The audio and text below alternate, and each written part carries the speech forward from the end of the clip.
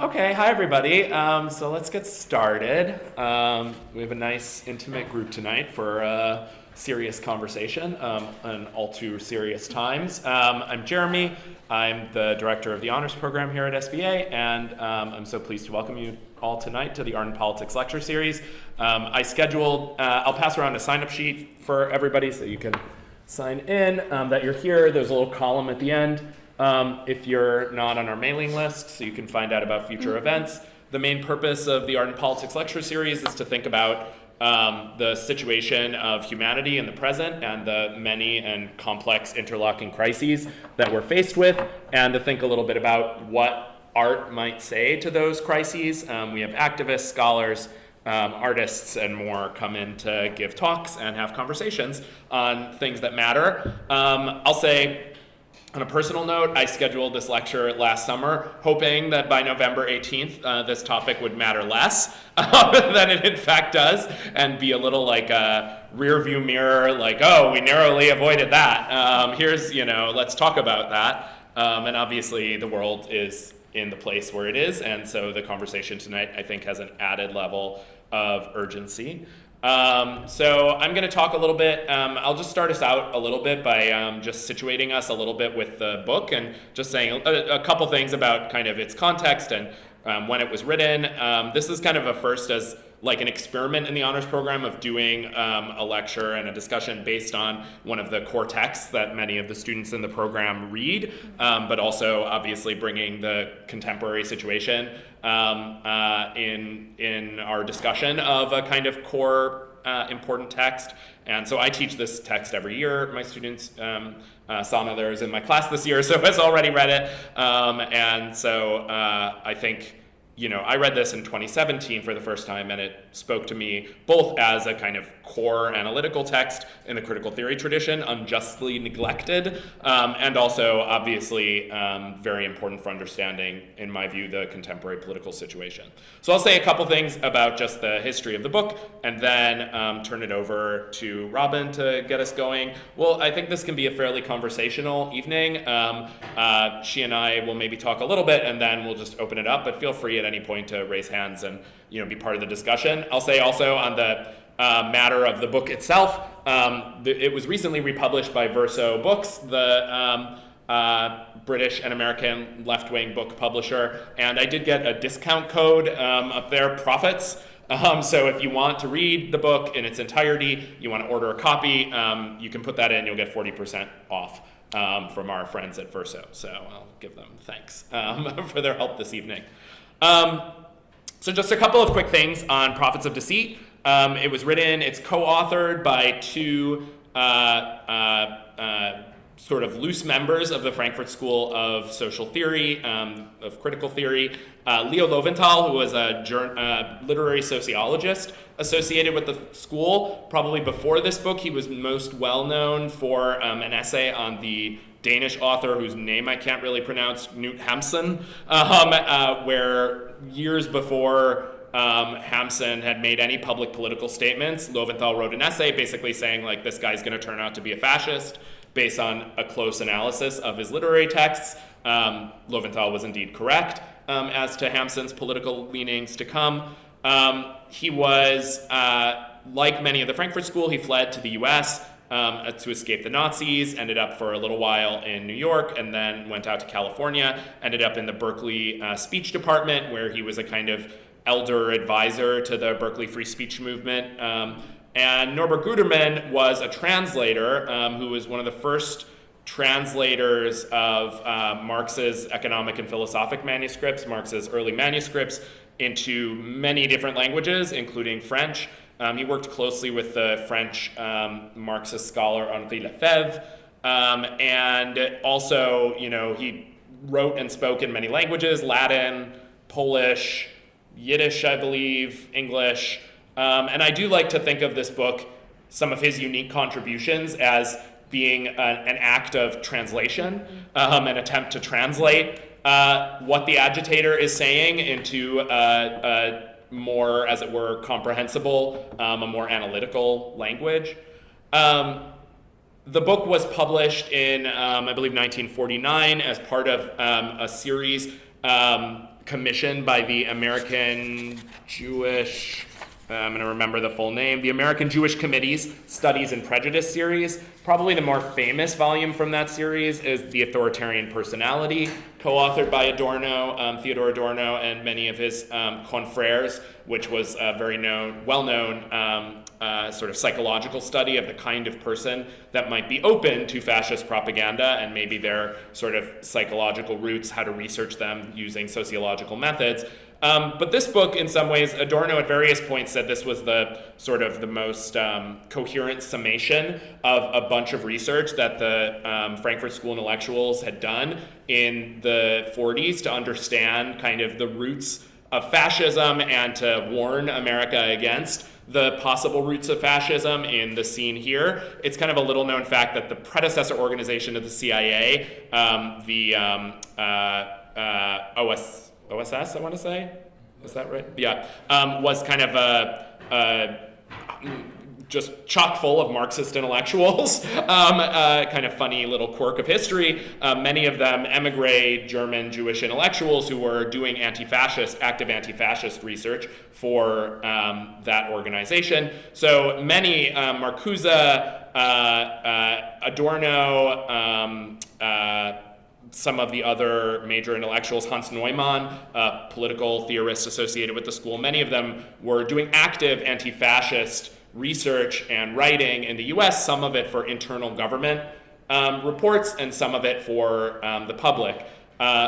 This kind of Studies in Prejudice series, this kind of looking closely at actual content of actual fascist figures' pronouncements in the US, was part of a series. Again, Adorno produced a book called The Psychological Techniques of Martin Luther Thomas, though that was ultimately unpublished, but it was an analysis of a right-wing radio preacher. And, there's a great history of some of these figures, Voices of Dissent by the historian Alan Brinkley. But anyways, these were figures that, I think because the New Deal happened and because America fought World War II and fought against the Nazis, there's this sort of sense that America was fascism free. And I think the Frankfurt School was much more worried, even at that point, of the influence of fascism and the roots of fascism that might grow shoots in American society if people weren't aware of how that sort of thing could happen and how fascist agitation, susceptibility work. And one thing I was struck by even reading this book, it's published in 1949, and McCarthyism arguably was a kind of emergence of paranoid, fascistic kind of tendencies in American culture. Obviously the accusations and the conspiracy-minded theories. So even at the time, I actually think it was a kind of current analysis. A fortiori in the present, where far-right agitators are both obviously have achieved power in American society, and also globally are facing a kind of resurgence, and there's a new empowerment of far-right agitation. The last thing I'll say really quickly, I mentioned Guterman was a translator, and I think that leaves its impact on the book.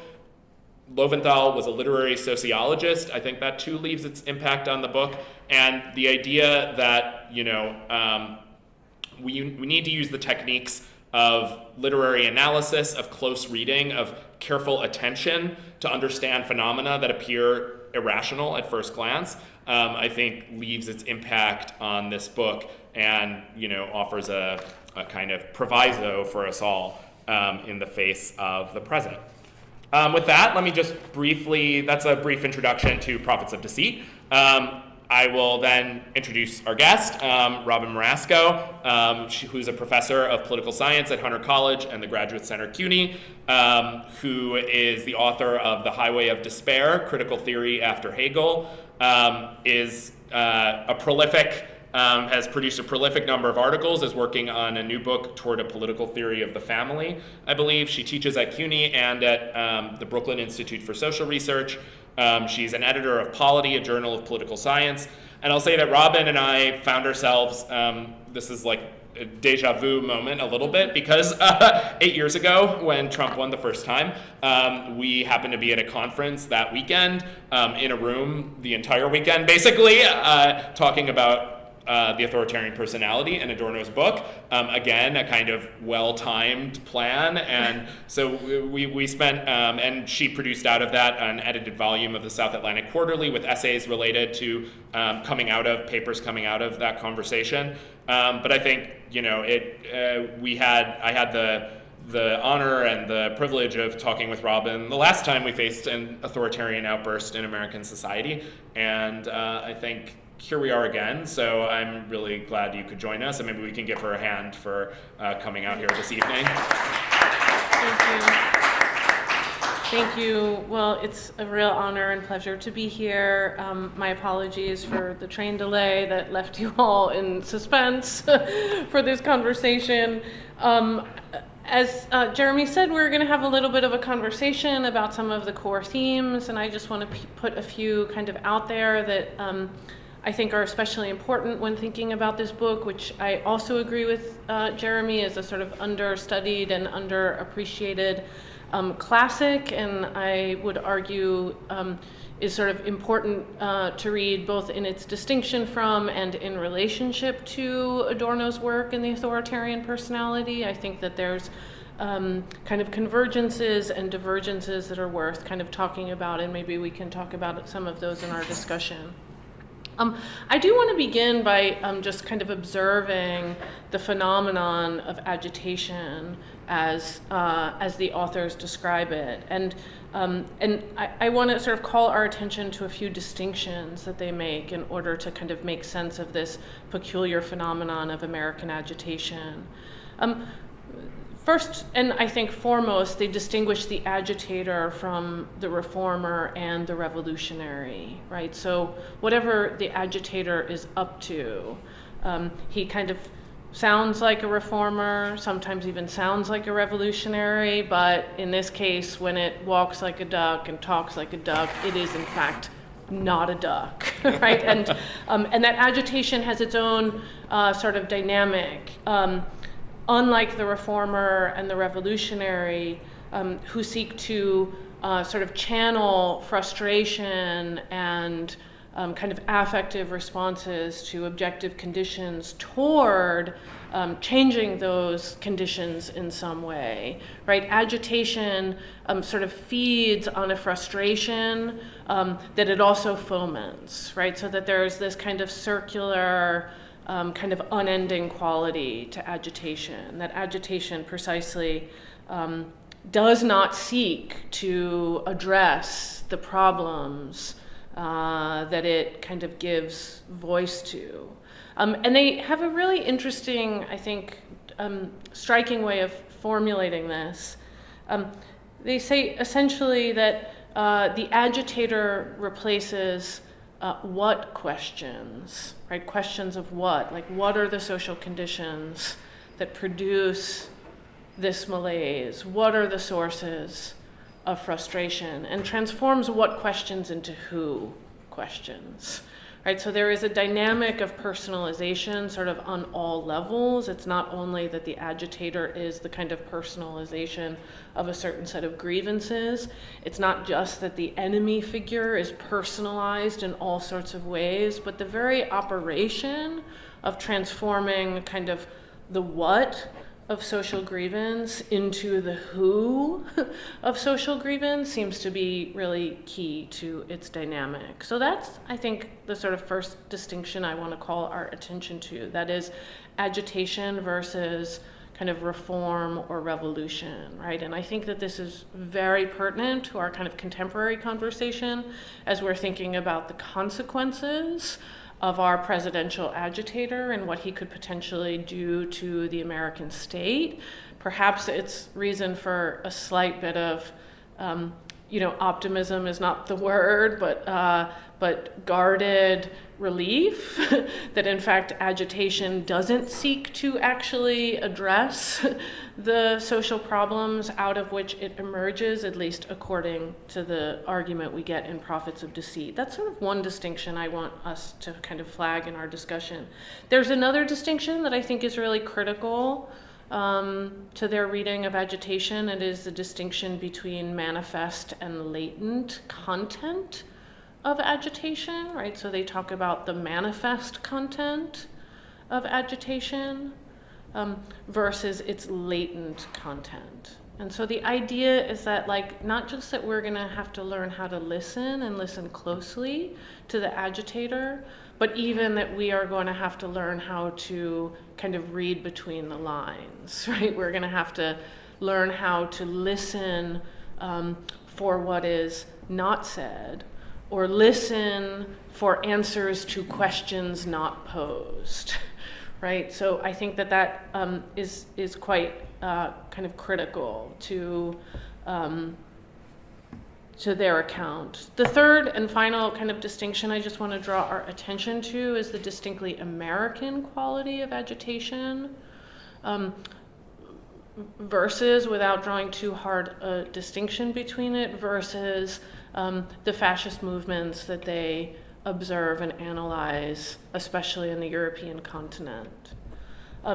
I think that they are very much thinking about the seeds of fascism that are sort of everywhere in American political discourse. But I think they're also interested in drawing some kind of important distinctions between American agitation and French, also French, but German, Italian, and Spanish fascism. And that has to do with what they describe as part movement, right? It is part movement, and it is, to use their word, part racket, right? So it is where social and political movement, right, and what we would now call grift become one, right? And I think for the authors, this is quite different from European fascism, which I think they would be willing to recognize as a kind of proper and maybe even more conventional social and political movement, right? It's not that it didn't have kind of racketeering as part of it. And Horkheimer wrote famously on the racket too, the sort of racket as the kind of template for the kind of social structure of American society. And I think this is one of the aspects of the book that really kind of jumps out to me, this idea that, like, what we're faced with is something that sometimes looks like a movement, but sometimes looks like a racket or a grift, and is actually a really novel integration or kind of synthesis of both of those.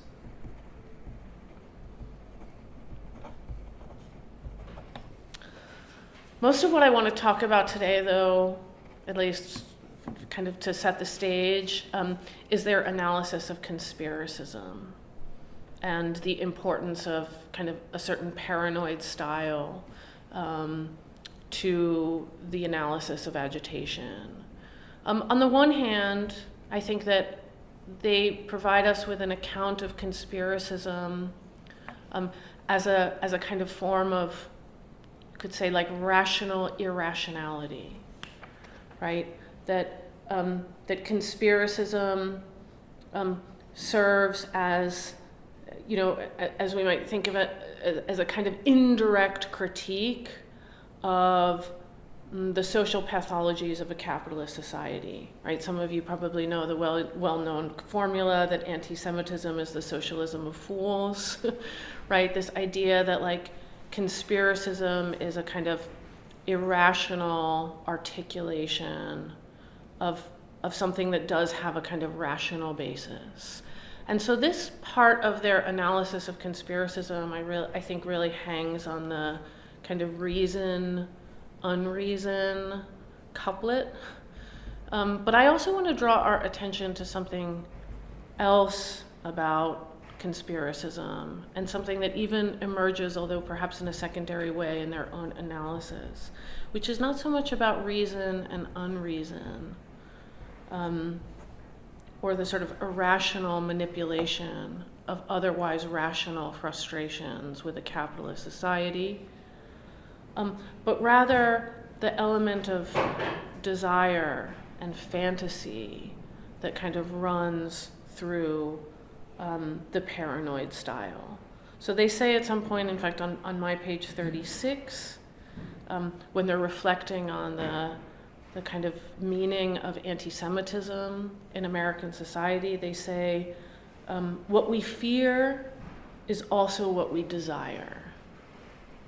Right? So what we fear is also what we desire. And I think this argument, I think, really takes us beyond the reason-unreason couplet to conspiracy as a kind of structure of desire, manifesting kind of latent fantasies, right? So in some sense, I would put it this way, that when you listen to the agitator speaking his fears, he's telling you what he wants, right? He's telling you what he desires.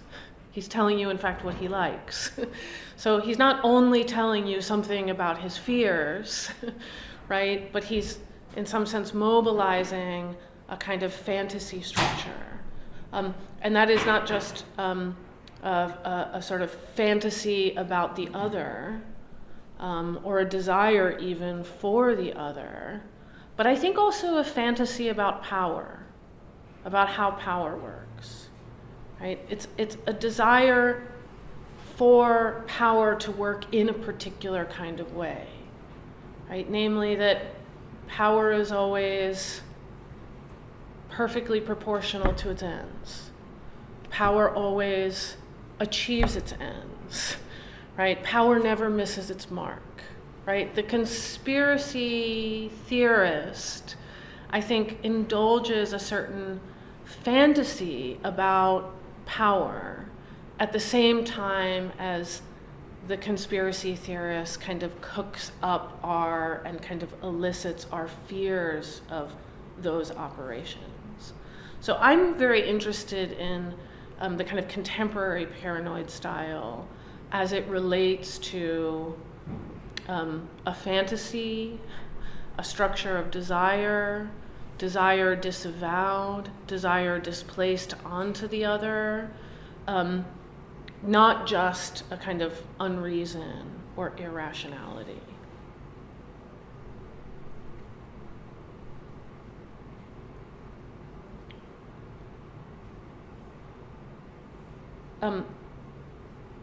Right, part of the agitator's representation of the Jew in an anti-Semitic discourse is the Jew as a simultaneous object of hatred and envy, right? It's that kind of coupling of hostility and envy that I think begins to kind of open the analysis up to something like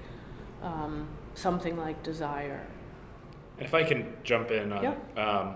I think the figure of the immigrant in contemporary right-wing discourse might have a similar, or the illegal immigrant might have similar valence. On the one hand, and part of their whole recourse to like categories of irrationality is they want to say that so many of the things that the agitator puts forward are on their face contradictory. So on the one hand, the refugee, in their case, they're talking about Jewish refugees in World War II, but I think we can talk about illegal immigrants today, and sort of the image of the illegal immigrant is on the one hand a sort of a thug, a criminal, someone doing terrible, terrible things. And on the other hand, they're like, living off the fat of the land. They're sort of like, kind of a welfare recipient. They're getting all this. They're getting free housing and free food and all this stuff from the government while I work so hard and I don't get anything. And I do think you see the kind of like the dual play of projection for them there, where on the one hand, they're basically saying, by what they ascribe to the immigrant, they're saying what they want to actually give permission to their followers to do, which is be violent, be thugs, be criminals, let out your aggression. You've been holding it in so long, they get to do it, why can't I? Mm-hmm. That's sort of like that operation of projection. And then the other operation of projection is the sort of like, the imagined, these, people have traveled halfway around the world because they're refugees fleeing from their home country, that the imagination of them as being sort of like enjoying the sweet, easy life is partially a way for people to say, like, the sweet, easy life is what I wish I could have, and actually my my own life has been pretty miserable in so many ways. And so that's the desire, the sort of like the good life projected onto the other, and the desire to sort of, on the one hand, to have the enjoyment you imagine they have, but also the permission to like envy and want to destroy their enjoyment out of your own frustrated desire. Well, this is something remarkable about Prophets of Deceit. The analysis of the agitator is such that, they say that the agitator actually prohibits enjoyment, right? The agitator, right, the agitator doesn't allow the follower any of the, as they put it, the gravy that comes from victory, right? That in some sense, as they put it, the follower is going to have to be satisfied with the hunt alone, right? So it's like the cruelty is the only kind of enjoyment that the follower or the adherent gets, right? There's no good life. There's, in fact, precisely, I think, at least on their account, in agitation, the prohibition on the good life. Nobody gets to enjoy, right, beyond kind of cruelty, beyond the kind of pleasures of the hunt itself. And so they have this really striking image where they say the follower, right, or the adherent is like someone who cheats at solitaire, right? Like someone who cheats at solitaire, becoming a conqueror only to defeat himself, right? So it's like you sort of, what does it mean to cheat at solitaire, right? It's like a kind of absurdity, right? And this is like, it's a cheating for no reward, right? There's no reward. And I think they think that that's kind of how the structure of agitation works, that you are sort of enlisted into the pleasures of the hunt, right? The joy of cruelty, right? We've probably heard the formula, the cruelty is the point, right? There is no, and they're arguing in 1949, yes, the cruelty is the point, right? That's all it is. There's no gravy, there's no good life. In fact, agitation kind of depends, and this is why I do think it's quite important that agitation is not reform or revolution. It's this kind of constant production of frustration that has to, in some sense, suspend satisfaction in order to kind of keep its wheels spinning. They're great metaphor for this. They have a lot of good metaphors that Robyn's already brought up, and the one that my students always remember maybe most intensely is they talk about agitation as a skin disease, where the reformer or the revolutionary, sees you have a skin condition, they diagnose you, they give you a set of steps that you can follow to ameliorate your skin disease, whereas the agitator tells people, keep scratching. Like the thing the doctor would tell you not to do, which is scratch at it eternally. In fact, that'll probably only exacerbate the illness, and is a form they even, I think, refer to it as self-violence, scratching at the itch. The agitator is, they're there to tell you keep scratching and do nothing but scratching at the source of the problem. I do think, an implicit point there that's, I think, really important for this and analyzing kind of where contemporary liberalism in some sense has gone really wrong on the Trump phenomenon maybe, is that like they're not saying that the grievances that people and the frustrations that people bring to the agitator, that the agitator harps on, are like fictional or are non-existent. They do have elements of irrationality baked into them, but so too does sort of any perception of social reality, I think, on their analysis.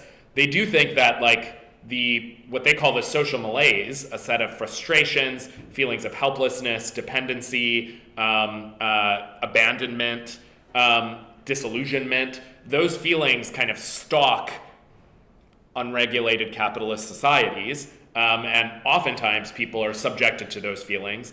And what the agitator, the reformer, and the revolutionary actually all have in common is they recognize the reality of those frustrations, and then they, do something with it. The reformer or the revolutionary try to organize people into a program to ameliorate the causes of the malaise. The agitator, manipulates people based on the malaise.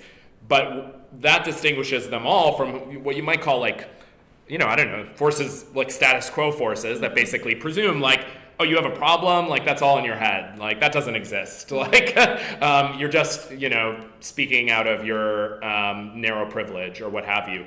I think, like, a systematic problem in how people have misunderstood, in my view, oftentimes the kind of phenomenon of rising right-wing agitation is by dismissing seeing some of the irrational elements of the complaints that make it to the surface, and then saying, well, that means this is pure hogwash, nonsense, get rid of it, not interested, get over your problems, I don't need to hear about, men whining again, or what have you. And I think, like, the part of the power of this book is their, like, respect for, the accusatory arrow all points upwards. It's all like the agitator manipulates the followers to do some pretty terrible things potentially, but the followers are now held at fault for that. And in fact, the followers' frustrations are, sort of held up against the existing society's inadequacies. Well, they talk about, I tried to kind of write down here some of the elements of the kind of social malaise or the kind of oppressive situation as they understand it, right? And they give us kind of few dimensions of this kind of social situation to which agitation responds. And they're striking, right? They talk about kind of profound transformations in economic and social reality.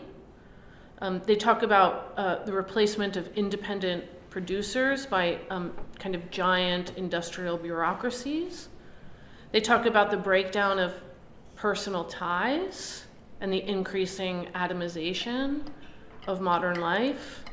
And they especially talk about the breakdown of the patriarchal family as the kind of social situation to which agitation responds. And here,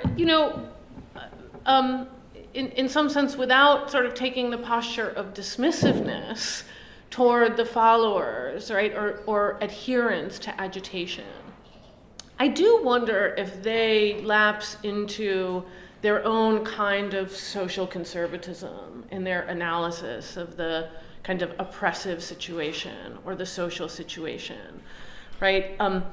The disintegration of the patriarchal family is I think a cause for social malaise if you are the beneficiary of the patriarchal family, right?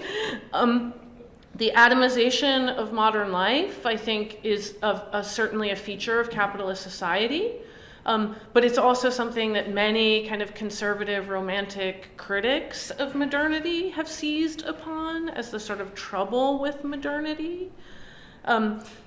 Profound transformations in economic and social reality, replacement of independent kind of artisanal producers by giant industrial bureaucracies. Like, there is, I think, here, while one wants to kind of recognize sort of people's frustrations are also sort of embedded in positions, right? And they're sort of and at times,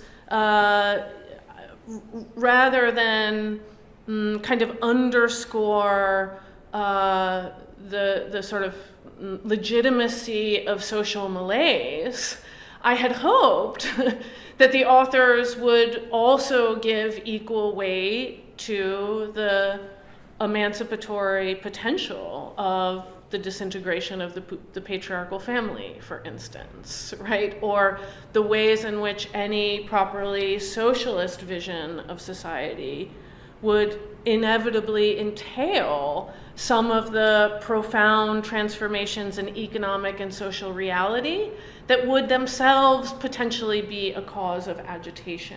And so I think here is one of the places where sort of without adopting the kind of contemptuous posture of the sort of defender of the status quo, I do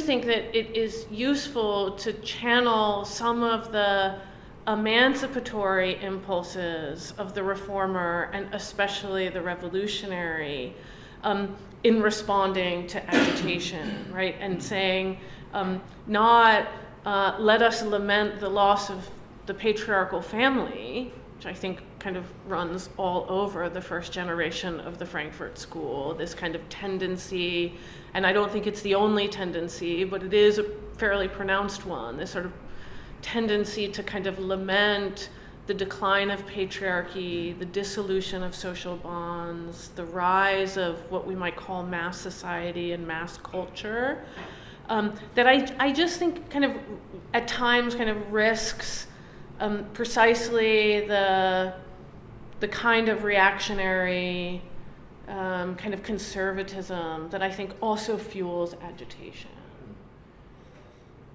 I mean, that's why I think the figures of the reformer and the revolutionary are really important in their study, because they suggest that there's a path forward. And I guess I put it in the context of, for people who haven't read, Eric Fromm has this great book, Escape from Freedom, which is his sort of analysis of the psychology of Nazism and fascism. And, you know, in that book, he makes his sort of like thesis, which I take to be related to this book's thesis too, is sort of that capitalism is extremely good at dissolving the old and extremely bad at setting up new meaningful orders for people out of the old, and that the kind of vision of emancipation that capitalism often gives people, which is like a life of free and independent individuality. You take yourself, you are, you know, a destiny in and of yourself, and you, Faust, go build a dam. You know what you'll be successful once you're free of all that baggage. Like the baggage is holding you back, and now you enter into the new emancipated world as the lone individual and are able to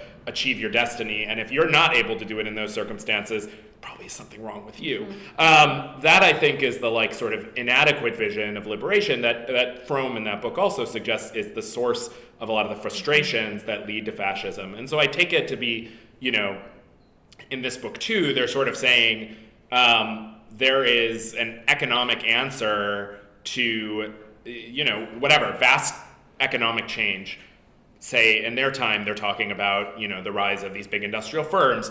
There's an answer to that, a reformist answer, which is like the rise of the labor movement and the increased contestation over power and the kind of equalization to some degree of, you know, or at least the magnification of ordinary people's voices in government.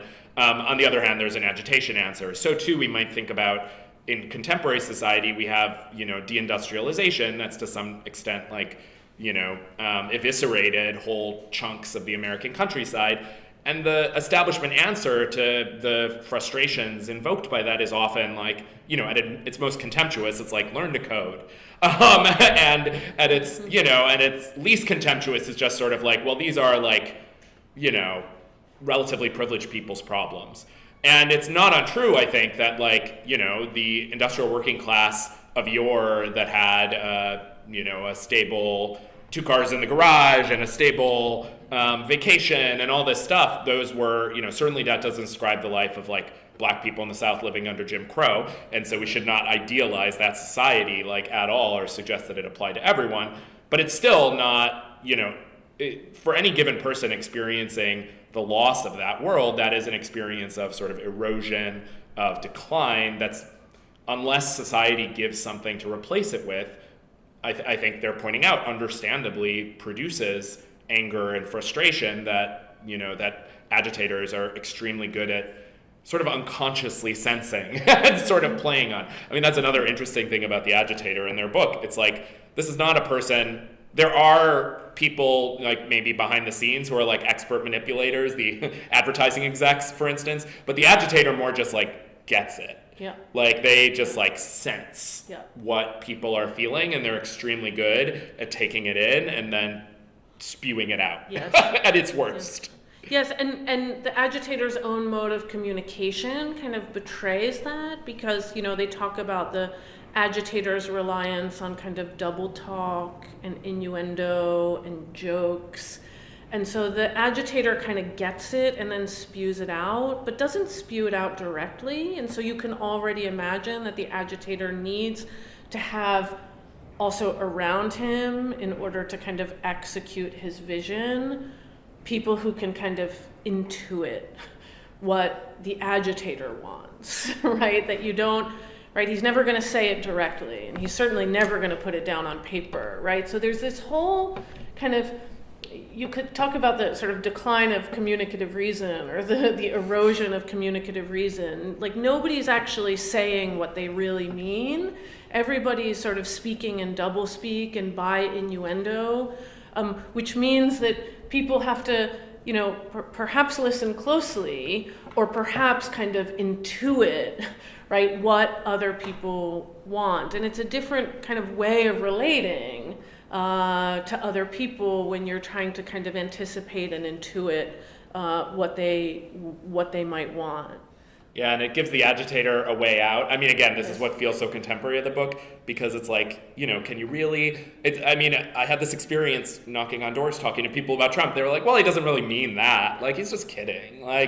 So that, air of, jokingness, unseriousness, but also they have an interesting analysis of that book that, one, it gives the agitator kind of a way out of their most, radical pronouncements. But two, it also, it kind of... It contributes to the general air of cynicism that ultimately surrounds an agitator, which is ideals, people who come to you talking about ideals of democracy, of justice, of any of that stuff, they're just snake oil salesmen. I'm a snake oil salesman too, but I'm honest with you about it. Yeah. And that kind of undermining of any hope is actually an important part of agitation on their read. Mm-hmm. Which I find very troubling, but powerful. Yeah, there's a cynicism to it.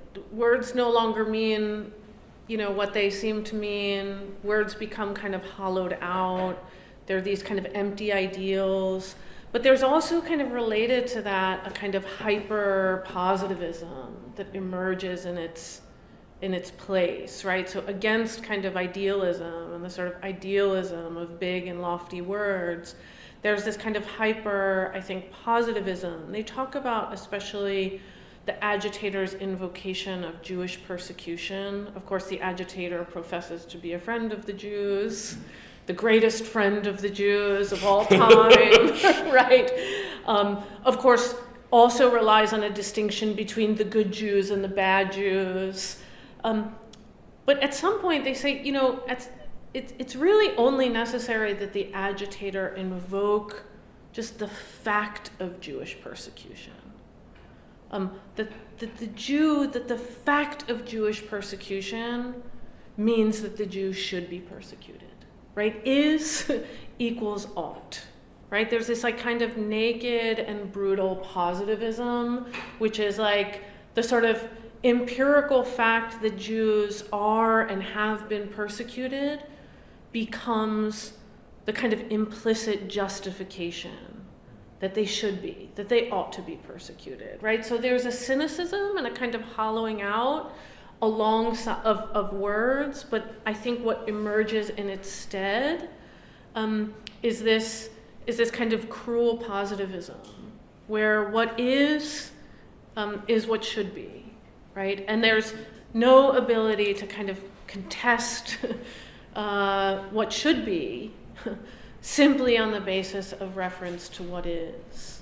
And I think that seems very powerful, right? So it doesn't, the agitator doesn't have to be xenophobic. The agitator doesn't have to be anti-Semitic. At some point, the agitator can simply highlight that xenophobia is. Racism is, right? Anti-Semitism is. And that becomes its own kind of legitimation. It carries its own kind of legitimation. Well, and maybe that goes, and maybe we can open it up for discussion in a minute, but I think it goes to this point. The thing that came out to me so strikingly in rereading it now too is, their analysis is that agitation relies on deep ambivalence in people. That's partly the irrationality of the many contradictions that seem to hold forth in the agitator relies on the ambivalence in the audience to agitation. And so there's a sense in which agitators are on the one hand rebels against authority. They come to the people and say I'm going up against the elites. I'm But on the other hand, they're law and order, defenders of law and order, defenders of the ideal of the homeland, defenders of, sweet mothers and children who are being, marauded upon by the liberals. And that they kind of trace to the fact that, people in our lives and people in society, especially insecure, dependent people, have strong feelings both of hatred of authority, desire to rebel, desire to change things, and a deep desire to submit, to be kept safe, to find and they're obviously relying, I think, to some degree on a Freudian conception of paternal authority here, and of how we relate to authority as being deeply bound up in our earliest lives as both something that we aspire to resist and overthrow, but also something that we desire and want to submit to. And oftentimes when we think about how to overthrow it, we take our image from the authority itself that we were trying to overthrow, of what rebellion looks like. So I think all that is kind of bound up with the fact that these agitators are, can't really be called conservatives, and they can't really be called radicals. There's some sort of weird portmanteau of both, conservative radicalism, radical conservatism, something like that. And I think that's really important too for, I think, the present, for people to grasp that, on the one hand, again, speaking to some of my experience talking with Trump supporters, there's a level on which people were he's the change candidate. He's running. I mean, and I will say, I think it's quite criminal that the Democratic Party let him be the candidate of, I'm going to make your economic situation better and I'm going to stop the wars. That's crazy that he was the guy who was saying that and not the other campaign. But so there he is running as a change candidate. On the other hand, he's also running as he's the experienced hand. I mean, how anyone Trump is an astonishing thing, but well, he's done it before. He's the experienced hand. Where did she come from? I don't know this person. And so he's running simultaneously as the candidate of, let's change everything, and the candidate of, let's get things stable and let's produce order and let's make things safe. And I think it's precisely the power of this book is accepting, it's not saying that those contradictions are accidental, but they're sort of constitutive to how the fantasy works, which is you have to believe that both are possible simultaneously. And for an alternative politics to address those, unconscious aspects, it would need to address both of those things with regard to authority, that people do want to rebel against the powers that be, and they want safety and security. And those are very deep desires that you'd better speak to if you want a politics that has a mass base. Absolutely. I mean, the final point on the Freudian apparatus, it was so beautifully put, Jeremy, and the final point on the Freudian apparatus is that, they are thinking with a kind of model of paternal authority, and paternal authority as a kind of object of kind of simultaneous rebellion and attachment.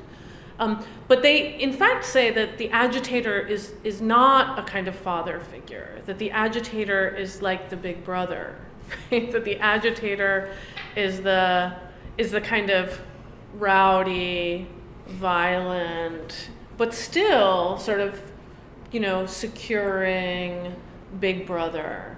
And that, to me, was a striking moment, because it's kind of, it's a revision to a kind of traditional Freudianism in which we see, political authority as a kind of iteration of paternal authority, right? And they, they in fact talk about the way that it's precisely that dynamic that Freud described as a kind of internalization of paternal authority that has broken down. And now authority is completely externalized, right? So that sort of internalization of the law of the father for them, the breakdown of that internalization is one of the kind of conditions of agitation. And what emerges in its stead is a kind of external, deeply coercive authority of Big Brother, right? Not Big Brother in the Orwellian sense necessarily, but nonetheless. Not unrelated. Yes, yeah. Not unrelated, right? And so there's in Big Brother there's something kind of ominous in Big Brother kind of watching over you, but there's also something kind of, securing. And, when I was door knocking, and I was especially interested in Trump supporting women and what Trump supporting women had to say about the basis of their support. And,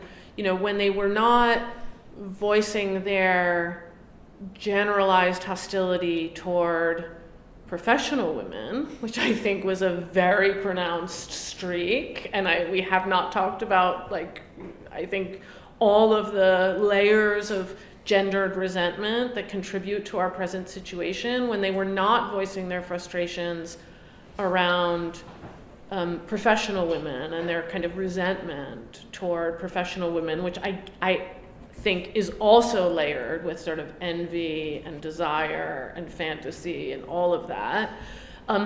They were talking about their confidence that Trump would do a better job keeping them safe, right? That was the sort of what I got again and again. Trump is going to keep us safe. Trump is going to keep my family safe, right? And so, the way that the home, the family, and Big Brother all kind of blend into a kind of image of safety and security for those who feel sort of unsafe, insecure, I think is also kind of part of the dynamic of agitation. So agitation is not just it is the reconciliation of opposites, but it also has to foment the thing for which it also provides the answer, right? It has to generate the feeling of insecurity and lack of safety for which it also provides the answer. Should we just open? I think people should raise their hand. Let's just, or even just talk. There aren't that many of us. Kestrel? Yeah, I find it really interesting, especially I also read part of the book from Jeremy's analysis, because you mentioned there is a conflicting psychology for the agitators on the people's attitude towards authority, kind of the paternal figure, the reflection of paternalism in a lot of people's subconscious projections, is that on one hand they want to rebel against authority, they want to struggle out of the construction, but on the other hand they also kind of want to get protected or led by that kind of authority. I was wondering if the illusion of power, the followers of the agitator feels, is almost like a compromise between the two. They don't necessarily have real power, they were popular power being manipulated. On the other hand, they also believe by following the agitator they can execute power. I mean, some sort of compensation, for a situation where you're not going to have real power. I mean, just to throw in the mix, another analysis I found really illuminating back in 2016 was an interview I think Vox did with sociologist of the family, Stephanie Kuntz. And she had it's about sort of women supporting Trump, and one of her thoughtful contributions was basically she was and I like it too because it has the psychological.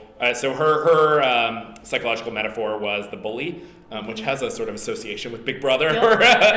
And her, she was basically in the schoolyard, you have some options vis-a-vis a bully. If there's a bully marauding around, you may want to be empowered so that you can take on the bully and maybe even protect other people from being bullied. But if you don't have that option, if you don't feel that's possible, then oftentimes your best option is to try to get the bully to look out for you and just not be in the path of the bully's marauding destruction. And her analysis of that was sort of similar to a lot of working class people in the United States, where it's sort of the paths towards sort of empowerment, towards feeling like you have a real path, a real say in your destiny, the trade union movement historically, are broken, and so you basically feel like your life is a life of hard knocks, probably doomed to be a life of hard knocks, and so the best you can hope for, to some degree, is that a bully, the bully will be on your side. He's looking out for you. And I think there's something, that has a compensatory aspect to it. Well, and then there's just like the fact that, the United States is not like a lovey-dovey. It never has been a lovey-dovey country. If you're black and you're in Brownsville, you don't care about Trump. I mean, you're a tough kid. You've never had anything. No one's going anywhere. We've had slavery. If you're a Native American, I mean, it's a country filled with a history of genocide, war, under democratic regimes. Most presidents have been white, rich guys, not nice people. The Democrats put on a better presentation. I mean, Barack Obama speaks well. He's articulate, but so a lot of white working class people in Alabama, Kentucky, Pennsylvania, they're not seeing their lives get any better. The reality is like their economic position is not getting better. There's dysfunction everywhere, there's addiction. I mean, I did consulting work for Robert Kennedy Jr. I talked to him many times. He's a recovering addict. He's like, I want to go out and build spiritual healing centers for low-income kids. I worked in DC for 20 years. I never heard one Democrat ever say I want to do things like that. I mean, so my point is that it's not so black and white. I mean, I don't like Trump. I don't agree with him. I don't believe him. But he shows something. He says something outside of the box. I worked with Democratic consultants for years. There's no independent thinking in the Democratic Party at all. Like, they're corporate. They work for Apple Computer, Lockheed Martin, Raytheon. Like, those lobbyists run to Washington, D.C. So there's like legitimacy there. And I don't agree with Trump. I'm just saying that he has some kind of visceral intelligence. Like the agitator, the human, the flawed. He's like Archie Bunker. The white guy from Queens, he's angry, he's racist, and he's open about it. I mean, some people like that. I'm not saying I agree with him. I'm just saying it's like sort of legitimate in some weird way. I don't know. It's not the most intellectual theory I just gave you. There's a rawness to him. And when I listen to the Democrats now, they sound like they're out of the Harvard Kennedy School. Very polished. The administration needs to do this, we need to do that. I mean, no one buys into that anymore. And you could say everything is just like endlessly focus grouped and tested, and so there's no spontaneity. So even, Trump gets himself in all sorts of trouble when he says something outrageous, and then, Democrats wonder, like, well, how come this didn't kill his candidacy? And, it might be as simple as like, well, because it was spontaneous, right? Because he just said something spontaneous and people kind of respond to that, even when it's abhorrent, right? And there's the idea that like what we get from the Democratic Party is endlessly focus grouped, it's endlessly tested, right? This is why we had Kamala Harris touring with Liz Cheney and so forth, because there must have been some consultant telling her that there was a slice of voters in suburban Pennsylvania who would respond to that. And so, it wasn't, I'm not prepared to say it was or wasn't her politics, because I don't think that's how the Democrats kind of operate in terms of what is or isn't their politics, right? Everything is so, kind of potted and tested, and that I think is not something that people, voters don't respond particularly well to that. Setting aside their grievances, right? Plus the sort of layers of unaddressed grievances, I think, make that even more of an acute kind of problem. I mean, it is interesting how, there's something interesting about how Trump's racism gave him a kind of credibility. That was like actually something that I think never hurt him and like only helped him. And I don't quite know like what to make of this. I'm not prepared to say that it's just because people are like kind of satisfied by hearing racist remarks. There's something about this sort of telling it like it is. Like, I just say what I want to say. And I can't be censored by the liberal lawyer lady. I think that's a huge part of it. I think that this idea that our society has become censorious, particularly as women have entered the professional workforce and have changed the sort of norms of professional conduct, I do think that there is a kind of generalized rebellion against that.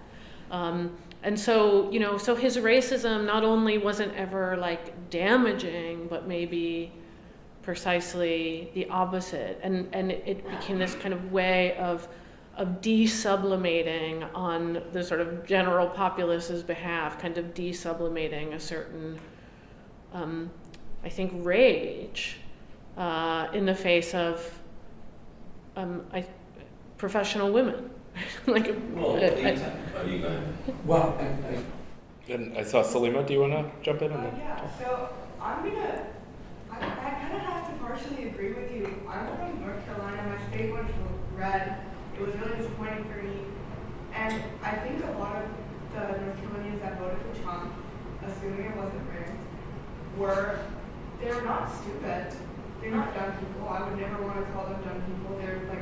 They're mean. And they're not uneducated. They're skilled workers. A lot of them, not to archetype, are skilled blue-collar workers. They work in agriculture, in construction. They work in, I don't know, I can't think off the top of my head, but you know what I mean. It's that I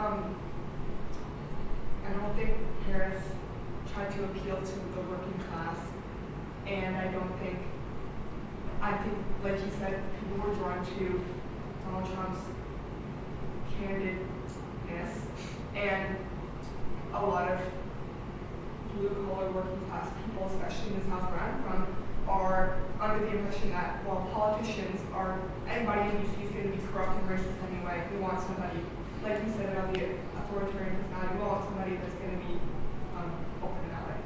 And not that I think Harris is, racist or corrupt per se. I mean, to a certain extent, I kind of agree with that sentiment that you kind of have to be that way to be successful in politics. But yeah, I mean, you have a point, in my opinion. Do you want to, Tom? well, I wanted to think more about the agitator by sort of drawing a parallel to what Adorno and Cohan write about the culture industry. And it's funny because one of the ways you were so beautifully describing the agitator, the figure that popped into my mind was the rock star. And I realized there's agitation is not just a political, it's a cultural thing. And this I think goes also to the de-sublimation you're talking about.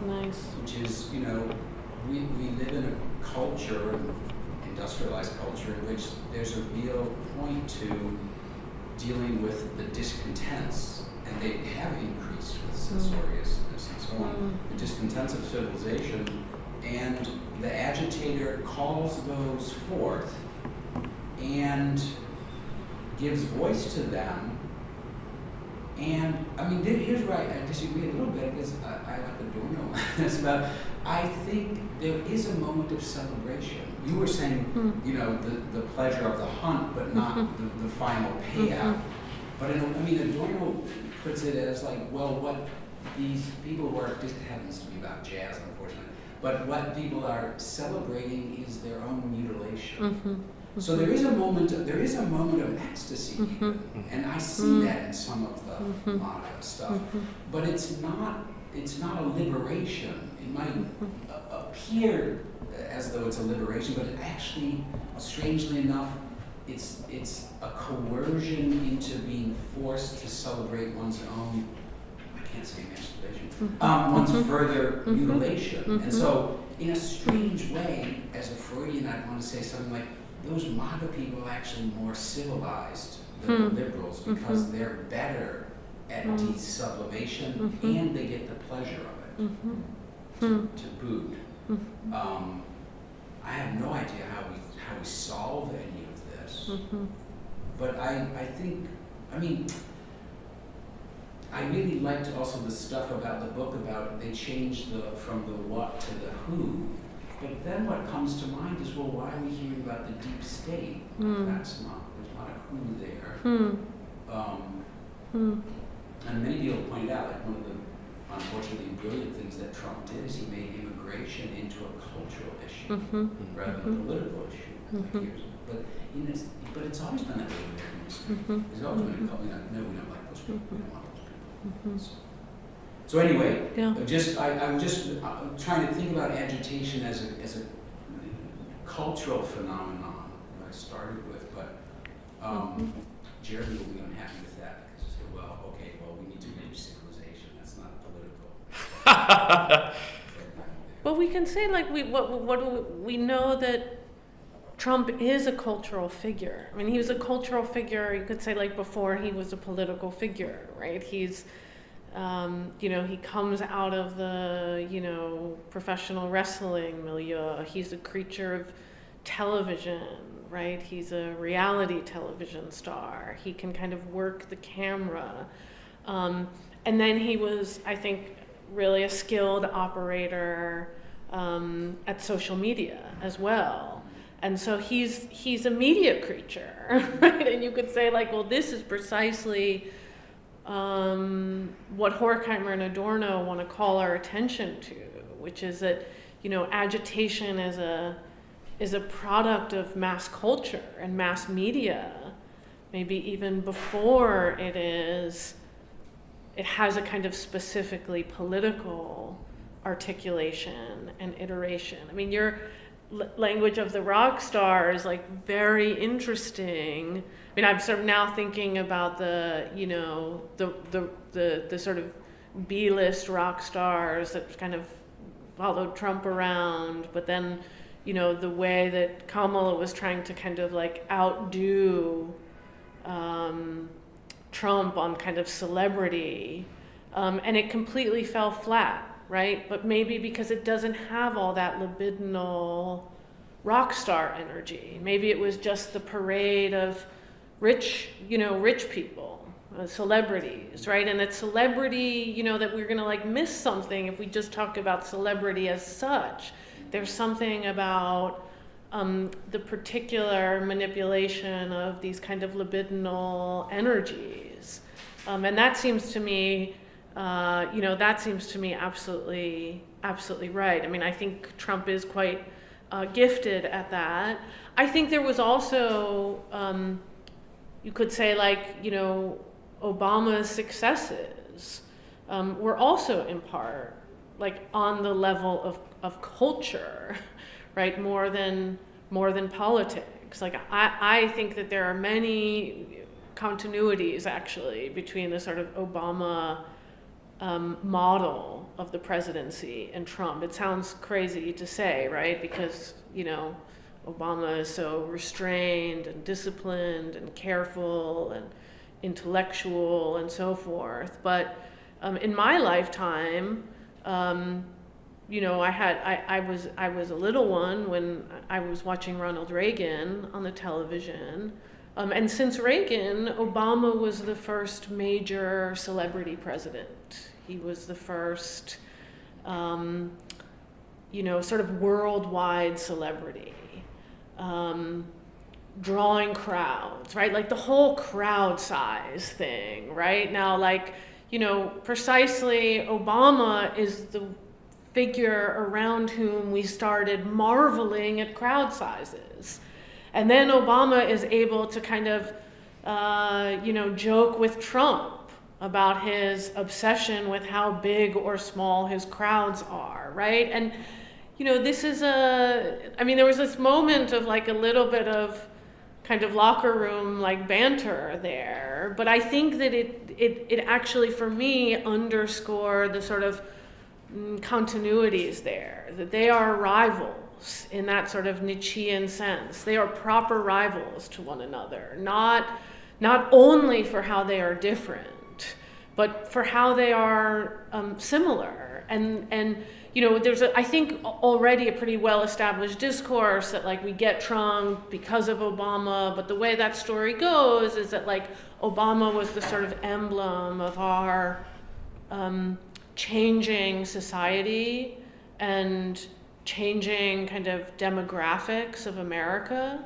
But for me, the much more obvious connection was this, Obama was kind of like a rock star, right? Like he had a kind of rock star quality. And then Trump really, I think, sort of outdid him. And then Kamala Harris tries to kind of recapture that Obama coalition.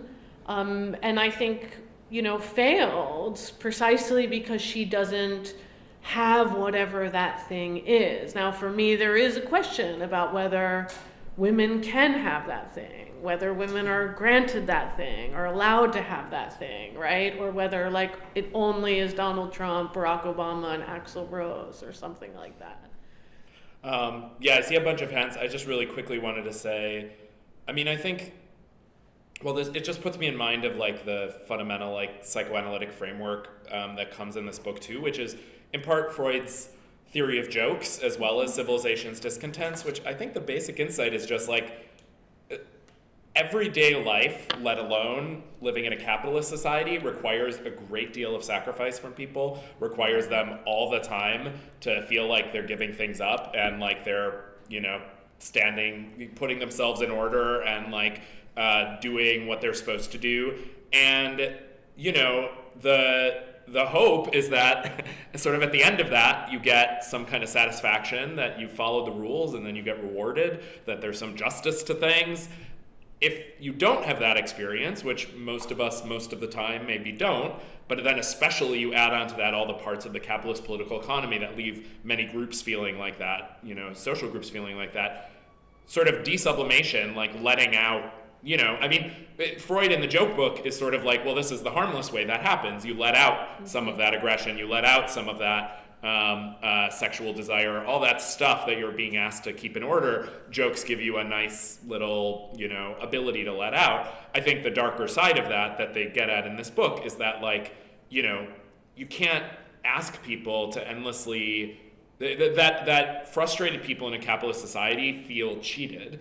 They feel like they followed the rules a great deal in their lives and that someone took something from them, and that the offer of desublimation as a way to be hey, I can't offer you that your life's going to be I can't plausibly offer you a redistribution of economic power so the jobs that went away are actually going to come back. What I can offer you is you get to let loose a little bit. That is a real thing, I think. And then culture, that is where I guess culture and politics, or culture of a certain kind in politics, meet in some sense, that let loose. I saw, first you had a question, right? Yeah.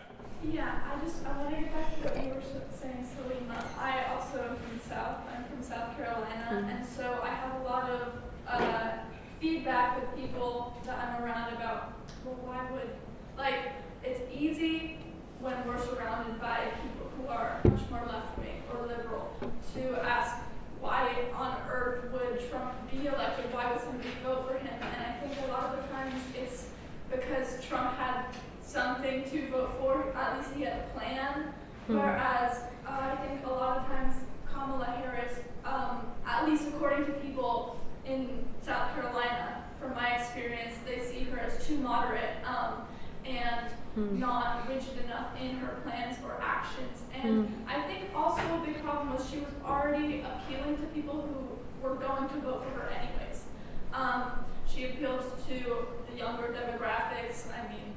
We all know Brat Summer, Brat Kamala Summer, all of these campaigns, having celebrities be her endorsements, people that appeal to more liberal voters anyways. So you're appealing to people that are going to vote for you, and you're not increasing that maybe swing state population that I think Trump did a really good job of acknowledging personally.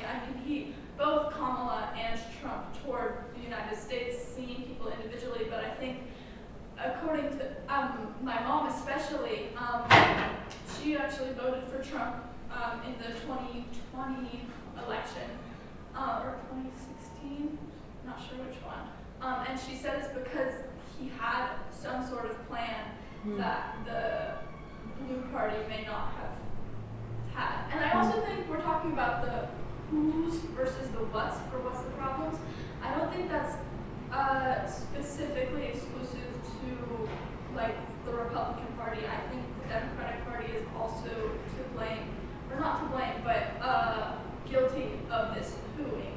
I think a big part of Kamala's campaign was that she wasn't Trump, and that Trump is in danger, and that's why you should vote for me, so it's not Trump that's in office. That's like a big part of her party. Yeah, again, I mean, it's fascinating. There's certainly a level of delusion in thinking Trump is a plan. I mean, literally, the Republican Party doesn't have a platform anymore.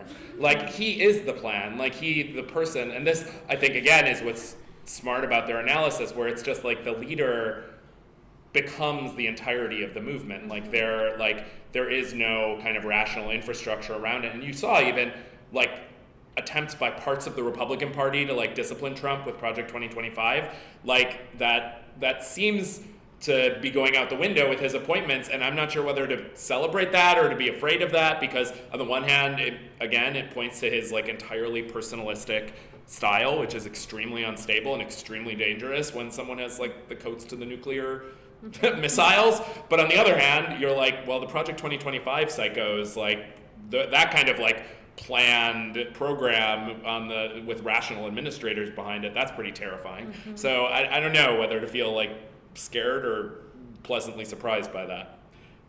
Anyways, I saw a few more people though. Ben? It kind of dovetails with that actually. I guess my question is, who are we really talking about here?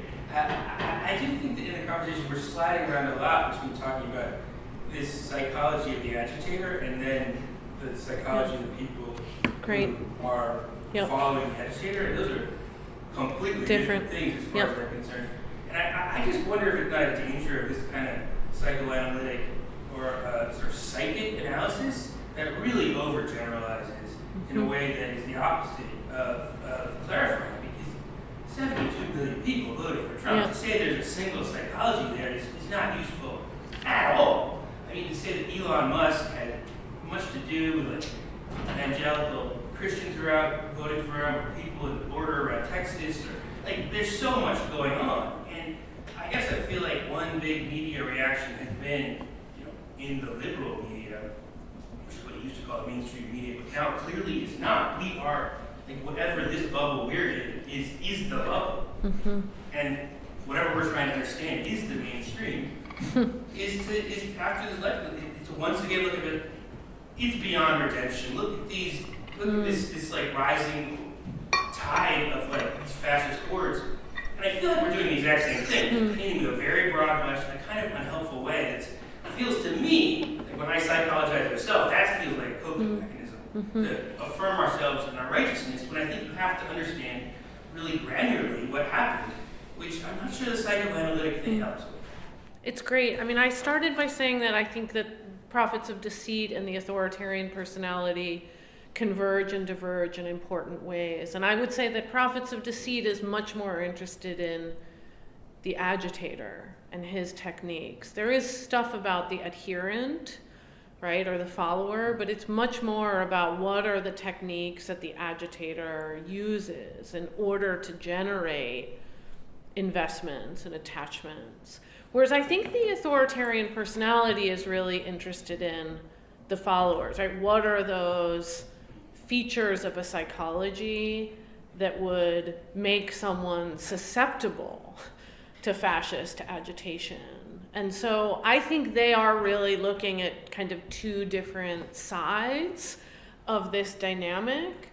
And I take your point about the sort of broad brushstrokes with psychoanalysis, and you could also say, in addition to the sort of overgeneralization that's actually compensatory for ourselves and so forth, that you could say something like, okay, this claims to be about sort of capitalism and social malaise and social conditions, but where is a kind of materialist analysis here, right? Not just like the social classes that might be available to agitation, right? But what are the social conditions that produce these dynamics in the first place? And there's something that Horkheimer says in the introduction to Prophets of Deceit that I found really striking. He said, sort of consumption, even when it comes to the consumption of ideologies, even when it comes to ideological consumption, the consumption is determined by production, right? And he talks about how reactionary attitudes and reactionary beliefs are produced through the sort of, and it's like a supply side argument, right? They're produced, right, through the production of reactionary beliefs and ideas, right? So like there you could say like materialism comes back into the analysis in the sort of in the primacy of production over consumption, right? It's not really about what do we consume and why, right? Even when it comes to ideologies, it's more about like what is produced and what are its effects. And that seems to me, I don't know that it's incompatible with psychoanalysis, but I think it has to be a kind of necessary part of the sort of psychoanalytic move. I might also say, and this sort of builds on some of the comments from, from students from the South and North Carolina and South Carolina in the House. I think we might also say that like, this is not a Southern. This is the outer boroughs. This is our families. Like I grew up in Italian American New Jersey. That is Trump country. Like all of my family are Trumpers. There's no, I do want to quarrel a little bit with the bubble analogy because I think that is often hurled, especially at a certain kind of liberal or leftist, and especially in these spaces, and maybe it's appropriate for like the Washington D.C. commentariat, but like my life is filled with Trumpers, right? Like they're and so I don't feel particularly separate from them or in a bubble or secure from them. Quite the contrary, they're like coming over in a few weeks for Thanksgiving. I'll be out there for Christmas, right? Gloating, like I told you so, and, so forth. And so, I do think that there's a way that there's a sort of kind of mainstream media or so-called legacy media way of talking about these things that I think all of us, or many of us in our actual lives can't connect with. And that said, my own feeling is that there is plenty of sort of unavowed and disavowed material there that sort of I hear in my daily life, have been hearing since I'm a kid, right? Somebody mentioned Archie Bunker. It's like, this was kitchen table conversation. Like Trump talk for in many of our households was like kitchen table talk. Like, and what I find so powerful, especially in the Authoritarian Personality, but also in Prophets of Deceit, is rather than exceptionalizing this discourse and saying like fascism, it's over there, it's afoot, it's dangerous. I see the argument of the Authoritarian Personality, and maybe a little bit less so Prophets of Deceit, to say something like it's everywhere. We are awash in it. There's nothing at all surprising about it. We've been hearing, there's nothing, there's something arresting about Trump's willingness to say what he will say on stage. There's nothing remotely surprising about the content of what he says for many of us who grow up in like the normal American family, right? In the sort of typical American community, right? Because most of us are not growing up with like NPR journalists, right? And in that way, like, it's precisely not exceptional. Lowenthal and Guterman are a little bit different because they sort of make this argument that like, oh, this is a fringe phenomenon, but it might become mainstream. And I think in the Authoritarian Personality, we get something of a different argument that it is also about a kind of potential fascism as opposed to a kind of actualized fascism in America. But it seems to me that part of their argument is like, we're swimming in it. It's everywhere. It's not exceptional at all. That's precisely how it's able to kind of do its work on us, because it does have a kind of quality of like common sense about it. And so if I have a, like surprise in the way that we've covered the Trump phenomenon, it's the rehearsal of surprise, as if this stuff is not actually pretty kind of old hat in American society. Exactly. I just want to respond to this idea about the psychological and psychoanalytical. When I think about American history, I've never seen an election when families really divided themselves about the choice that they made. And for me, that's not because they were choosing between a platform and a set of ideas on one side or the other. I think it's because for many Americans, this was a libidinal choice. They were deciding like where their erotic energy was going to be invested, and that's why people can't resolve these family fights, because it's not at the level of discourse.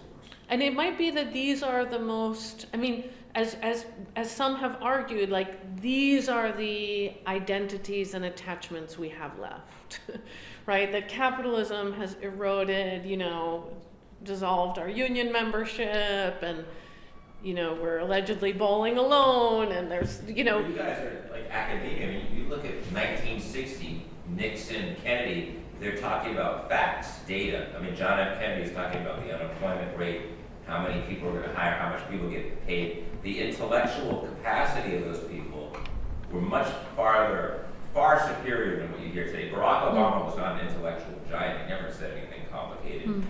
John McCain, George W. Bush Jr., Dick Cheney, they're morons. I mean, everybody knows Trump is on the street in New York, or whether you go to North Carolina, no one's going to say he's an intellectual. He has no capacity to write policy, to know the law, how to execute a budget. They don't know anything. So the average bureaucrat in Washington is far more competent person. I mean, no matter what Americans say, they have probably a master's degree or PhD from Harvard. They can do all this stuff. But the American people are being fed garbage. When you watch television today, even our cultural figures, our actors, our entertainers, they're like horrible. No one thinks critically. I mean, you listen to Malcolm X, Martin Luther King, Robert Kennedy Sr., they were challenging the system. They were articulating vision, ideals, and they were intelligent. There's nothing like that anymore today for these younger people. They have nothing. I see a few other hands. Just really quickly to the psychoanalytic point too. I take your point, Ben, and I think it's totally fine. Like, we should chop up the sociological analysis, and obviously some of what just happened is overdetermined by inflation, and some of it is overdetermined by the decline in standards of living for the last 50 years, and some of it has to do with the educational divide, and some of it has to do with like the corporate, as you were describing, the kind of like corporatization of the Democratic Party. And you even saw, I felt, in the midst of the Harris campaign, the kind of like corporate consultants descend. Like there were like 5 minutes at the beginning of the campaign where it was like, inflation is due, your prices are high because of the grocery monopolies. We're going to go after those damn monopolists. And then all of a sudden, like, there are 3 articles in the New York Times, the Wall Street Journal, well, inflation's very complicated, And then all of a sudden it disappears from the campaign rhetoric. So, that I think is a part of how we explain this sort of thing. I think for me, what's like valuable about the Lowenthal and Guterman approach is one of the things I think that like, two transformative recent figures in American politics, Bernie Sanders and Trump, that have very little in common, obviously, in policy. What they did have in common is precisely that ordinary people felt that their grievances were being somehow reflected and heard by these figures, and that is like a key important reason why they're able to become leaders of movements. That I think, like that aspect of what it means to be a political leader, I think this book really gets at in a deep way, and that's in part about emotions and psychology, and not actually about having a rational program for a particular interest group or a particular class fraction or whatever. And then the other thing is, I think, just like the sheer number of contradictions that these leader figures hold together and that don't bother their followers particularly, and that's not because their followers are like idiots. It's in fact like interpretable as, you know, explaining part of what their followers are looking for. And what their followers are looking for is like, you know, is a deep question you actually have to like really think about and like kind of pull apart. And that the psychoanalysis is saying like, there's, when you see contradiction, there's like a deeper interpretation that's needed. It's instead of sort of stopping at like, boy, that's crazy. To me, that it's like a kind of interpretive technique that's being suggested, more than just like an analysis of like, here's the psychology of XYZ people. I saw all the way in the back. Hi. Yeah. I think I'm probably the only European here. And the reason I came, I was here for a few days, and I just came because I just wanted to hear some of this kind of discussion in the midst of what we are now at. The man down there hit the nail on the head.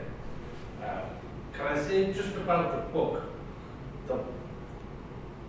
My kind of take on it is that the book was a very good book when it was written. It was a very good book, and there are elements of validity about the book that are very worthwhile studying now, insofar as there are elements which are applicable to our condition right now. But it would be also true to say that it would be a completely deficient kind of a tool to analyze the situation you've just been describing here. That there are complications and technology and processes in the society, in your society, which it couldn't have been able to foresee. It wasn't a predictor, it was a description. And therefore, it has its uses, but they are limited in terms of the dialogue you're just having about the present. About the present, look, it's not my baby. I mean, he's your president. He is our baby, yeah. But it is my baby. I mean, so far as what you good people do and the choices you make have a very significant impact. So while we don't have a vote, we do have an opinion. You have elected 72% million of you have elected an imbecilic chief, but he is an embassy. He's an embassy that makes no mistake about it. But he is just, insofar as he has a coherent thought, it's that you break things. You break things and just throw them out of the pram and see where they fall, which is, I think, the huge risk for your society and for us. I think that the election, to my mind, and I was, following it from Ireland over the course of I suppose, all the way through Joe Biden pulling out and Kamala Harris coming in, I would say that the election is very largely a result of a long-term process, but specifically a complete failure by, whether you badge them as liberals or Democrats or whatever, but certainly the Democratic Party did not have any concept of how to deal with the situation where it was, and it's also bound up with all its own corporatism, its own financial links, and they presented all of the alternatives as a terror, and it was kind of enough to tell people it was terror, and he was bad, my book, but he was bad, so therefore vote for Kamala Harris. That wasn't good enough, and 72 million people decided it wasn't good enough for, as that man over there said, a million reasons. A million reasons, all of them personal to themselves, but they amounted to the fact that the American people have basically said, we're not buying this American dream shit because it's not delivering for us. Our expectations are permanently blighted. Our purchasing power, our possibilities of buying homes, and we are now in a situation where we're blaming so-called invasions, which are not the case, and everybody else is, and everybody is being turned into an other, I think you're in a serious, serious trouble. I really do. Because this man has told you exactly what he's going to do. He has shown in the last week what he is doing, and I would be very concerned. But I do think that the vacation of its own responsibilities and its failure to understand what exactly is going on in your country, that the Democratic Party lost this election rather than somebody else won it. Sorry. So Not right. it's great. This was well put. I mean, I will also, somebody else brought up the sort of the campaign that turned on the danger or threat that Trump allegedly represented. And of course, it was always going to be a tough argument to sell to people because the guy was already president. He had already been president. And like, some of us survived. I mean, those who got COVID and were rushed to the hospital maybe didn't. But those who were in a position to vote were the people who survived it. And so to say like, oh, it's the greatest threat and danger ever, I felt like, well, that's not actually going to what, like this sort of the specter of fascism. People were able to say like, okay, well, I don't know, I guess we had fascism already and we lived through it and we survived. And so we'll be okay.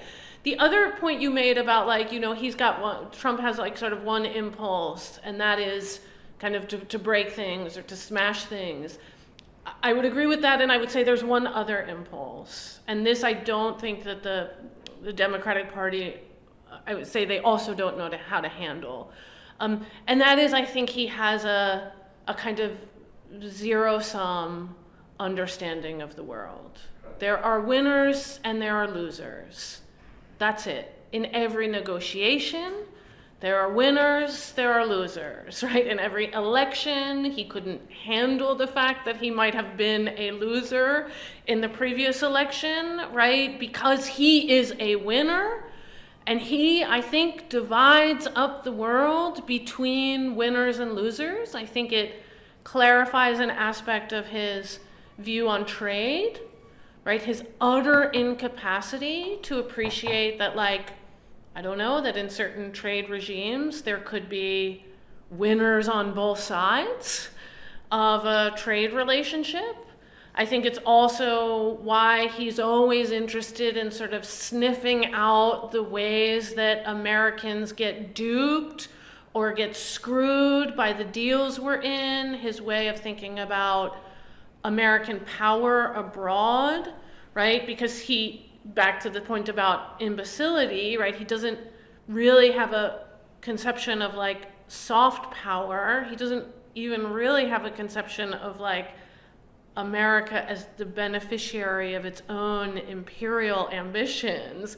He just has a sense of like, is somebody getting one over on us? Have we signed bad deals? Are we getting screwed by the Europeans because we're sending them, right? So I think in addition to break things, he has this kind of zero-sum orientation to the world.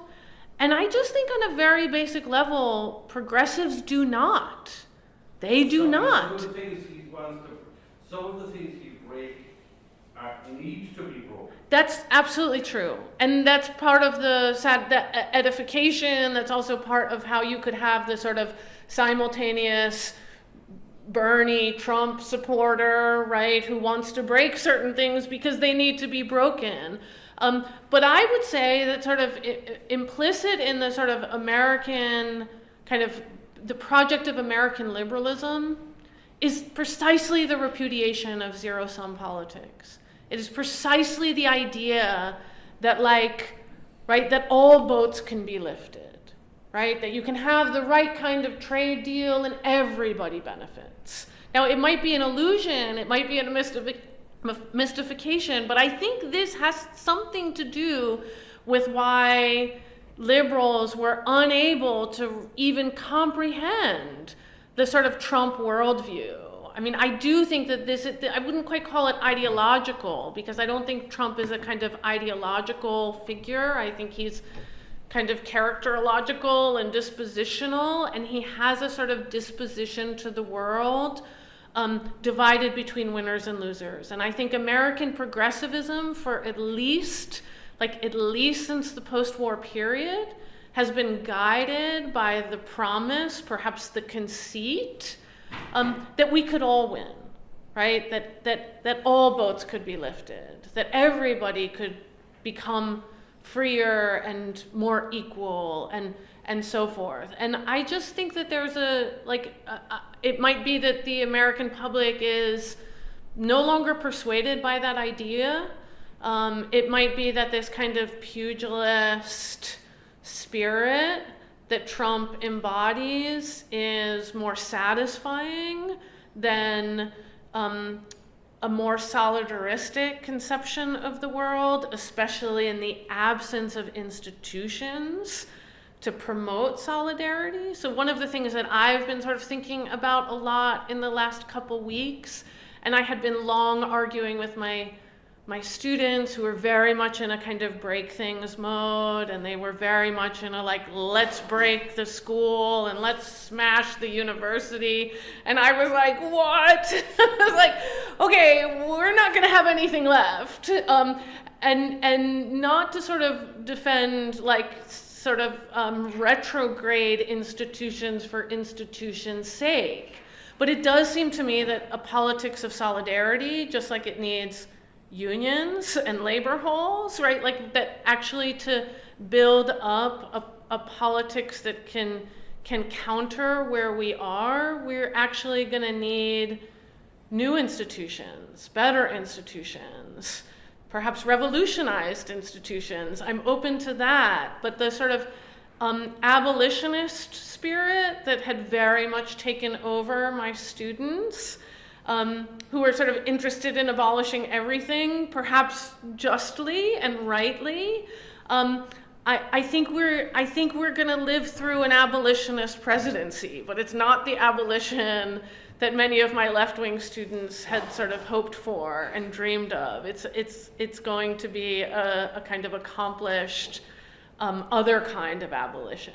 So in this sense, I think he wants to break things, and the response should not be let's safeguard institutions but actually let's think creatively about what kinds of institutions can be built, and then what alternate practices of politics beyond this kind of pugilist zero-sum politics can flourish around them. We're about at time, but I saw two hands, so I'm just going to ask you guys to be really brief. Sir, over here, and then. Yes. Have you seen political parties such as the Working Families Party who have used some of this analysis that you've developed here to create a better way forward? Mm-hmm. Mm-hmm. Yeah, and they're I think they're interesting precisely because,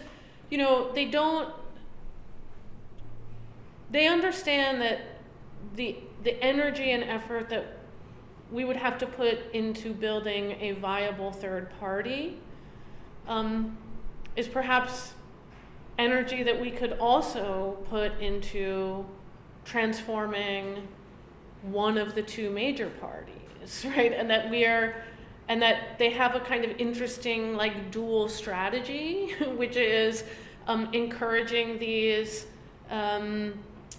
sort of basis of organization and mobilization outside of the Democratic Party, but also very much being willing to kind of work inside and through the Democratic Party. And my view is that is the strategy, much more than the sort of Green Party strategy. My view is that we have just seen that the Republican Party has been seized and transformed by the figure of Donald Trump. These parties are not set in stone what they are and what they're about. And the Working Families Party, it has also been subject to kind of hijacking from its more pugilist opposition, especially in the recent election. But the Working Families Party seems to me like at least one model for the sort of thinking outside of the corporate Democratic Party, but also being willing to kind of work in it in order to transform it. And that strikes me as the more promising road than the sort of energy that would be required in building up a third party to smash our two-party system. I don't see that project going anywhere. We don't live in a parliamentary system, right? Like, so I just feel like the amount of energy that would take to make that viable more than a sort of protest, a sort of isolated acts of protest, I think this is not political energy well spent.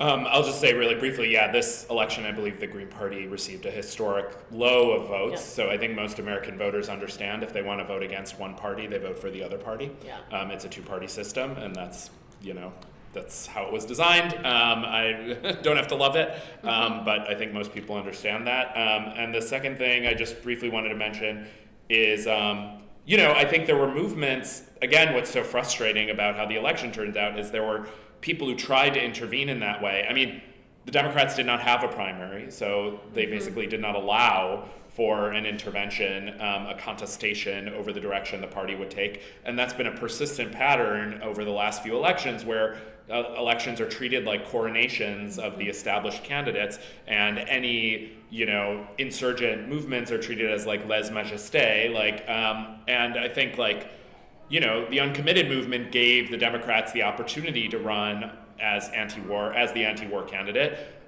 That was, the establishment did not choose to take that up. They chose to let Trump be in that lane. And that, I think, should be a lesson for the party. The question is sometimes these are questions less of ideas than they are of power. I saw in the back. I'm not sure there's a brief answer, but I was curious about your thoughts and if you're aware of any research or analysis on how the democratic process is supposed to function in the face of the agitator and the cultural phenomenon that you've seen have led people to vote against their own values and interests. So that's just what I was thinking. Yeah. I mean, I think you could see agitation, and especially agitation that gains the kind of traction that our contemporary agitator has gained as really a kind of symptom of profound de-democratization. That, while it is true that Trump gained ground among basically every demographic group according to exit polls, it's also true that this was not a historic turnout election.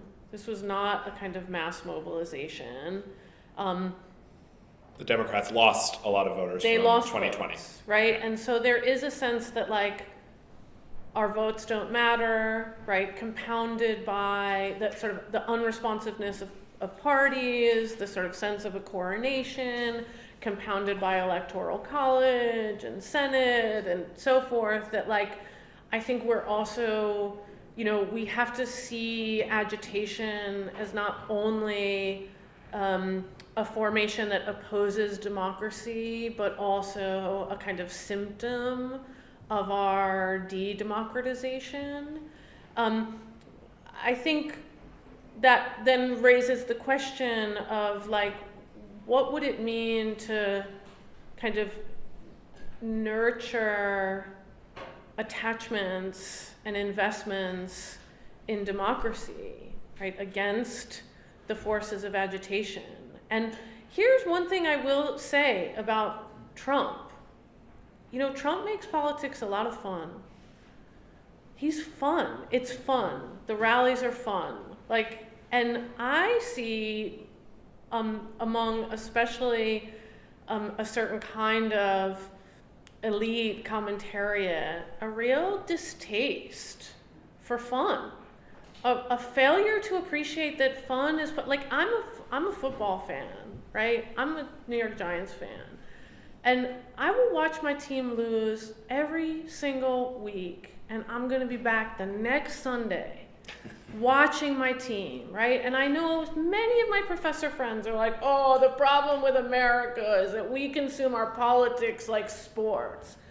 That's not a problem.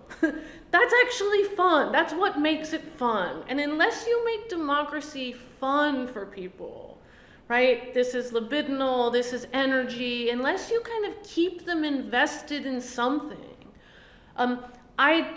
there's no reason to expect that we will safeguard it, right? So for me, it's not about the sort of snobby contemptuousness toward the voter who treats our politics like sport or like play. It's actually like learning how to harness fun for a kind of emancipatory vision. I think Bernie was also quite skilled at that. I mean, I don't want to sort of dwell in the like nostalgia of the Bernie campaign, but there was something spirited and fun about it. And he was giving voice to grievance, he had radical ideas, all of that stuff, but it was also just fun. It was just pleasurable. And I think that I have a sense that a certain kind of elite, professional, controlled liberal is very uncomfortable around fun. Very uncomfortable around the masses having fun. And I think Trump relishes in it, and he gives it to people. And so one way, I think, to kind of counter the forces of de-democratization is to sort of make it fun again. And there, I think like Jeremy said, there was that like moment where we thought like, maybe this one is gonna be fun, right? Like maybe it's gonna be a wild summer and like a wild ride into November. And then yes, the consultants came in and buttoned everything up and, focus grouped everything and Liz tested Cheney, everything. definitely not fun. Liz Cheney is like the opposite of fun.